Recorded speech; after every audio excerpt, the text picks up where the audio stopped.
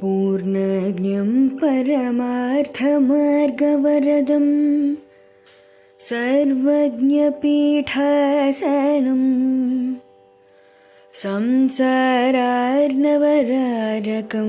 यतिवरं तत्त्वार्थसिद्धिप्रदं पारिव्राज्यशिरोमणिं श्रुतपरं देवी कटाक्षान्वितं श्रीमच्छङ्करमाश्रितेस्तवरदं सर्वावतारं श्रये। श्रीमच्छङ्करमाश्रितेस्तवरदं सर्वावतारं श्रये।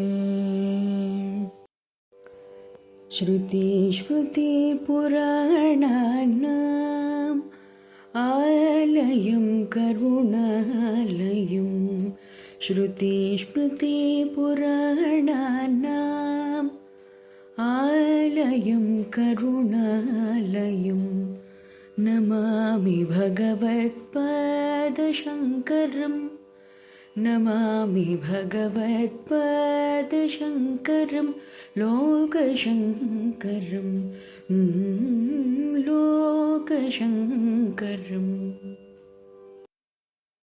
శ్రీ గురుభ్యో నమః. శ్రీ శ్రవణ ఛానల్కి శ్రోతలందరికీ కూడా మరొకసారి స్వాగతం. ఈరోజు మనం 129, 30 శ్లోకాన్ని చెప్పుకోబోతున్నాం. ముందుగా 129 శ్లోకాన్ని వినేద్దాం. యః పశ్యతి స్వయం సర్వం యం న పశ్యతి కించన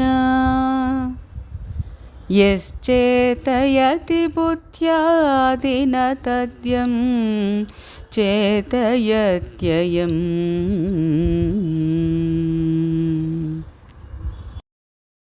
దీన్ని ప్రతిపదార్థాన్ని తెలుసుకుందాం.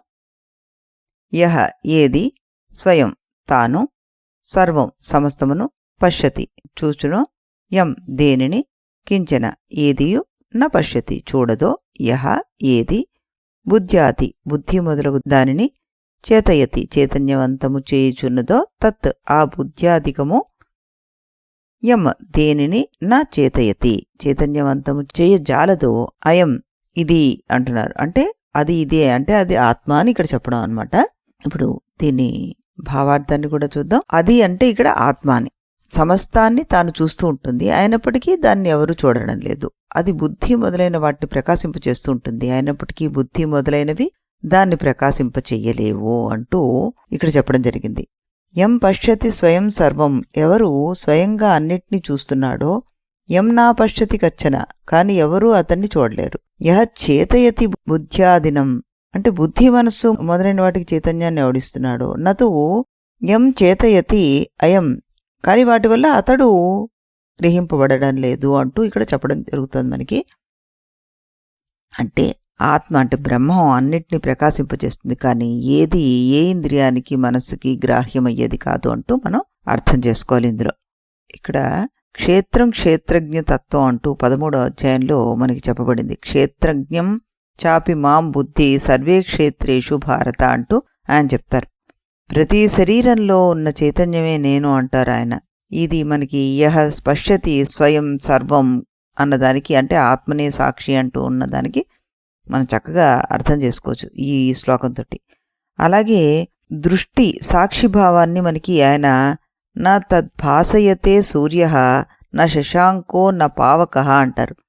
అంటే ఆత్మ స్వయం ప్రకాశం, దాన్ని ఇంకేది ప్రకాశింపచేయలేదు అంటూ ఆయన చెప్తున్నారన్నమాట భగవద్గీతలో. యం నా పశ్యతి కశ్చన అన్నదానికి ఇది కరెక్ట్గా సరిపోతుంది మనకి. అవ్యక్తో అయం చింత్యో అయం వికార్యో అయం ఉచ్యతే అంటూ చెప్పడం జరుగుతుంది. ఆత్మ కనిపించదు, ఆలోచనలకు కూడా అందదు అంటారు. అంటే నతు యం చేతయత్యయం అంటూ స్పష్టంగా అక్కడ మనకి డైరెక్ట్గా ఈ వాక్యానికే మనం అన్వయాన్ని చెప్పుకోవచ్చు అనమాట. ఇంద్రియాలు, మనస్సు మొదలైనవన్నీ కూడాను జడమైన పదార్థంతో తయారు చేయబడినవి అయినప్పటికీ కూడాను అవన్నీ కూడాను జడాలే అంటున్నారు.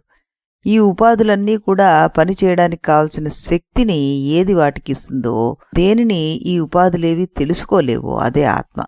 తెలుసుకునే శక్తికి మూలాధారం చైతన్యమే. ఈ పరమసత్యం పదార్థ నిర్మిత ఉపాధులన్నిటికీ ఈ చైతన్యాన్ని అరువుగా ఇచ్చి పనిచేస్తున్నట్లుగా మనకు తోస్తుంది అంటున్నారు ఇక్కడ. ఈ ఉపాధులకు స్వయం ప్రకాశక శక్తి లేనేలేదు, అందుకే అవి ఆత్మను ప్రకాశింప చెయ్యలేవు. ఈ చరాచర సృష్టి అంతా ఆయన ప్రకాశం వల్లనే ప్రకాశం చెందుతోంది తప్పితే వాటంతట వాటికి ప్రకాశించే శక్తి లేదనమాట. అక్కడ సూర్యుడు చంద్రుడు నక్షత్రాలు ఏవీ ప్రకాశింపచేయలేవు. ఈ మెరుపులు కూడా అక్కడ కాంతిని కోల్పోతాయి. అటువంటప్పుడు అక్కడ ఈ అగ్ని ఏం చేయగలదు? ఆయన ప్రకాశం వల్లనే నిజానికి ఇవన్నీ ప్రకాశిస్తున్నాయి, ఆయన ప్రకాశం వల్లనే సర్వసృష్టి కూడా ప్రకాశింపబడుతోంది అంటుంది మనకి ముండకోపనిషత్తు. ఈ రకంగా మనం ఈ శ్లోకాన్ని అర్థం చేసుకుంటూ ఇప్పుడు మరో శ్లోకాన్ని కూడా వినేద్దాం. येन विश्वमिदं व्याप्तं यं न व्याप्नोति किञ्चन आभारूपमिदं सर्वं यं भान्तमनुभात्ययम्.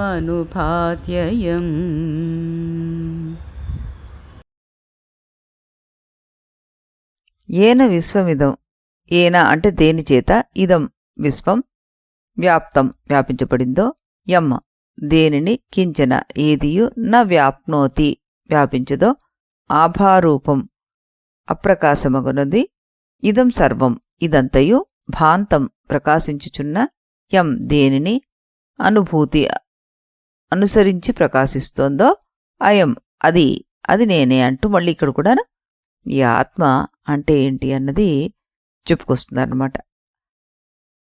సమస్త విశ్వంలోనూ అంతటా వ్యాప్తమైంది, కానీ దాన్ని ఎవరూ ఏదీ వ్యాప్తింపచేయలేరు. అది ప్రకాశించడం వల్ల ఈ సమస్త జగత్తు ఈ విధంగా భాషిస్తోంది ప్రకాశిస్తోంది అంటూ చెప్తున్నారన్నమాట.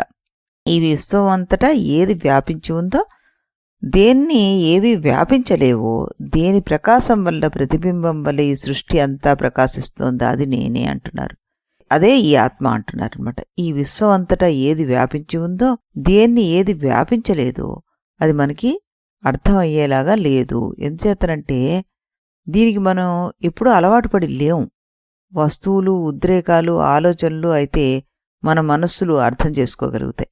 వాటికి మాత్రమే మనం అలవాటు పడున్నాం. ఈ కారణం చేతే ఇది సర్వత్రా ఉన్నప్పటికీ కూడాను దాన్ని మనం గుర్తించలేకపోతున్నమాట. ఇది సర్వవ్యాప్తము, సూక్ష్మత్వపు స్వభావమే వ్యాపకత్వము. సూక్ష్మతరం అయిన దానికంటే సూక్ష్మతమమైనది సహజంగా తప్పకుండా సర్వవ్యాప్తం అయి ఉండాలి. సర్వవ్యాప్తం అయినది మరి దేని చేతను ఇంకా వ్యాప్తి చెందలేదు కదా. ఆల్రెడీ అంతా వ్యాపించిపోయినప్పుడు ఇంకా వ్యాప్తి చెందడానికి అవకాశం ఏది? ఉనికిని కలిగి ఉన్నది ఏదైనా దీని ఆధారం వల్లనే మనకి చెవులకి వినే శక్తి, కళ్ళకి చూసే శక్తి ఉంది అంటే అందుకు కారణం చైతన్యం. చైతన్యం వాటి ద్వారా ప్రసరించడం వల్లనే అవి పనిచేయగలుగుతున్నాయి. ఇక్కడ మనం ఏం చెప్పుకుంటున్నాము అంటే ఈ శ్లోకాలన్నీ కూడాను ఆత్మను నిర్దేశిస్తూ నిరూపిస్తూ మనలో నేను అంటూ ఒక చైతన్యం ఏదైతే ఉందో దాని గురించే చెప్తున్నానమాట. అందుచేతనే ఇవన్నీ కూడా అదే ఇది అనే వర్డ్ తోటి మనకి సూచించబడుతుంది అనమాట. అయం అంటూ అంటున్నారు కదా, అదే ఇది అని ఇక్కడ సూచిస్తున్నారు మనకి. ఇది అన్నది దగ్గరతనాన్ని సూచిస్తుంది. ఇది అని సూచించడంలో దీనికంటే దగ్గరగా ఉండేది మరేదీ లేదు అంటూ చెప్పడం అన్నమాట. ఈ రకంగా భగవంతుడు అనే చైతన్యం ఆత్మరూపంలో అంతటా వ్యాపించి ఉంది కాబట్టి ఇక దాన్ని వ్యాపింపజేయగలిగేటువంటి గుణం ఉన్నది ఇంకొకటి ఏది అక్కడ మనకి కనబడట్లేదు అని ఇందులో అర్థం మనం గ్రహించాలన్నమాట. ఇక్కడ విష్టాభ్యాహమిదం కృష్ణం ఏకాశేన స్థితో జగత్ అంటే నేను జగత్తునంతను ఒక్క అంశంతో నిలిపి ఉన్నాను అంటారు. వికారవర్తిచ తథాహి స్థితమాహ అంటూ పరమేశ్వర వికారమాత్ర గోచరమే కాకుండా అవికారంగా కూడా ఉంది అంటూ చెప్పడం జరుగుతుంది. ఆమ్నాయము వికారభూతాలకు సవితృమండలాదులు అన్నీ కూడాను దానికి అతీతమైన ద్విరూపమగు స్థితి అంటూ చెప్తుందనమాట. పాదోస్య విశ్వభూతాని త్రిపాదస్యామృతం దివి అంటూ భూతాలన్నీ ఇతనిలో 4వ వంతు మాత్రమే అన్నారు శృతి. అమృతమగు ఇతని మిగిలిన పాదత్రయము పైన ఉంది అని స్మృతి శృతులు కూడాను చెప్తున్నాయి మనకి. జాయాన్ పృథివ్యా జాయానంతరిక్షాత్ జాయానేభ్యో లోకేభ్య. ఈ ఆత్మ భూమి కంటేను అంతరిక్షం కంటేను అన్ని లోకాల కంటేను కూడాను పెద్దది అని కూడా శృతులు చెప్తున్నాయి. ఆభారూపం అన్నారు, అప్రకాశ రూపమైన జడమైన తమేవ భాంతామనుభాతి సర్వం అంటూ ప్రకాశిస్తున్న ఈ ఆత్మను అనుసరించే మిగిలినవన్నీ కూడాను భాషిస్తున్నాయి. ఆత్మను అనుసరించే మిగిలినవన్నీ కూడాను భాషిస్తున్నాయి అంటూ శృతిని అనుసరించి చెప్పబడింది. ఇదంతా కూడాను చిద్రూపమై ప్రకాశిస్తోంది. దేన్ని అనుసరించి భాషిస్తోందో అది ఆత్మ అని ఇక్కడ అన్వయం. శ్లోకంలో సత్యం జ్ఞానం అనంతం బ్రహ్మ అనే శృతి చేత చెప్పబడిన అనంతత్వం దేశ పరిచ్ఛేదములు లేనిది అని చెప్తోంది మనకి. ఈ రకంగా చక్కటి భావం, ఈ ప్రపంచం అంతా నిండిపోయింది ఆయన రూపమే, ఆ విశ్వరూపాన్ని ఆ విశ్వరూప యొక్క అంశం అని గుర్తుపట్టుకున్న రోజు మనకి ఏ రకమైనటువంటి రాగద్వేషాలు గాని భయాందోళనలు గాని అశాంతి గాని ఉండకుండా ప్రపంచం అంతా శాంతియుతంగా ఉంటుంది, సాక్షిగా మనం చూడగలుగుతాము అంటూ ఇందులో చెప్పుకుంటూ వస్తున్నారనమాట. మనం మళ్ళీ రేపు ఇదే సమయానికి ఇదే ఛానల్లో మరో 2 శ్లోకాలతో కలుద్దాం. అంతవరకు సెలవు. ఇది గురువాక్యం, ఇది గురువాక్యం విధి వేదాంతం విదితారకమితి బ్రహ్మము. ఇది గురువాక్యం విధి వేదాంతం విదితారకమితి బ్రహ్మము. ఇది మొదలిది నడుమిది తొది తెలిసిన వాడేవాడుగా. ఇది మొదలిది నడుమిది తొది తెలిసిన వాడేవాడుగా.